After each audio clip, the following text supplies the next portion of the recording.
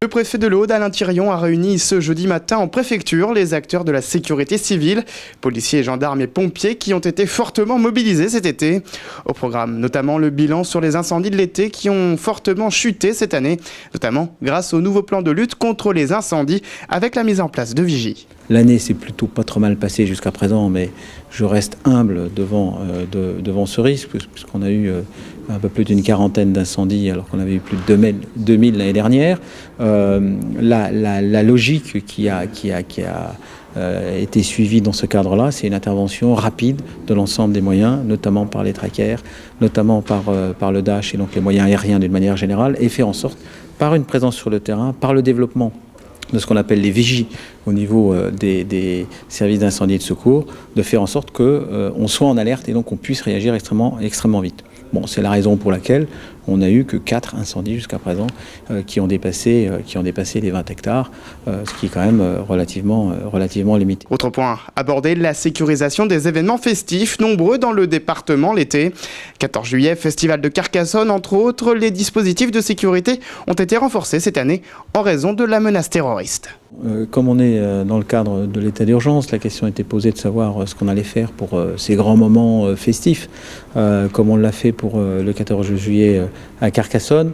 On a systématiquement mis en place des dispositifs de sécurité appropriés, soit par des dispositifs de chicane, soit par des coopérations extrêmement étroites avec les mairies. On a très bien travaillé avec les 3 mairies et les 3 maires des 3 communes concernées, et on a mis une présence importante avec à la fois les services de sécurité et les polices municipales, mais aussi on a fait appel à des moyens locaux importants. On a mobilisé l'ensemble de nos moyens et des renforts. On a eu aussi des renforts extérieurs. On a eu Sentinelle, donc les fameux militaires qui sont bien connus aujourd'hui.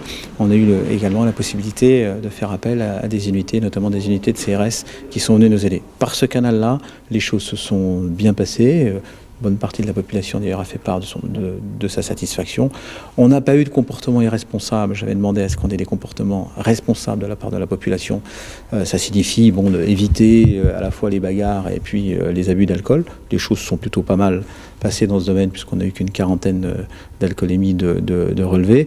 Et on a pu à la fois laisser libre cours à la fête, puisque ça fait partie de la fête, et en même temps faire en sorte que les gens soient rassurés par ces différentes manifestations qui ont regroupé entre 15 ou 20 000 personnes tout au long de ces 4 jours, ce qui n'est quand même pas rien. Mais certains événements tombent en même temps, comme la fête du cassoulet à Castelnaudary, Barc-en-Seine à Narbonne et la feria de Carcassonne, programmée le même week-end, ce qui pose un vrai problème d'organisation pour les autorités.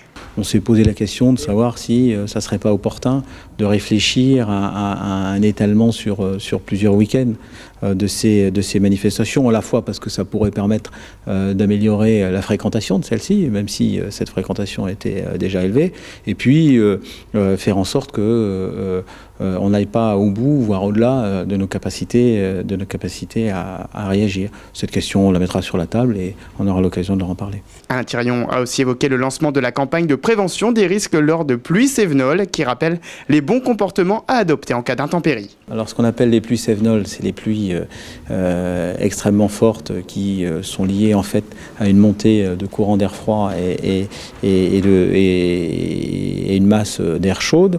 Ça peut donner lieu à des précipitations extrêmement importantes. Dans ce cadre-là, il y a un travail qui doit se faire auprès de la population pour leur donner les réflexes à avoir, de manière à ne pas les exposer.